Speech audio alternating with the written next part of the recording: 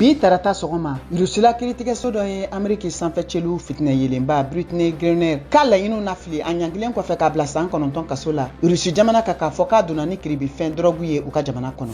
Ameriki jamana ɲɛmɔgɔ minnu ka baaraw bɛnnen don sariya la tɛmɛli ma i ye jalaki bi Chine jamana ka gundo ɲɛɲini ni cakɛda maa fila kan ka kɛ ni Chine jamana ka kunnafoni di so cakɛda Huawei Technology ye. Cakɛda in kuma latɛmɛla ma sɔn ka bɔ ka jaabi di nin jalakili kan.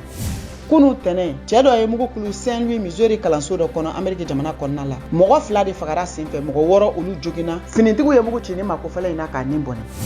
Floride mara ɲɛmɔgɔ Ron DeSantis banna ka sɔn a ka hakɛw dafali ma ka san 4 kɛ marabolo ɲɛmɔgɔya kunna k'a jagoyalen kɔfɛ k'i kanbɔ kalata la ka taa fadenkɛ ma n'o ye démocratiw ka cɛbɔ Charles Crist ye. DeSantis y'a yira k'a bɛn'i kanbɔ ka kɛ jamanatigisi kalata cɛbɔ ye san 2024.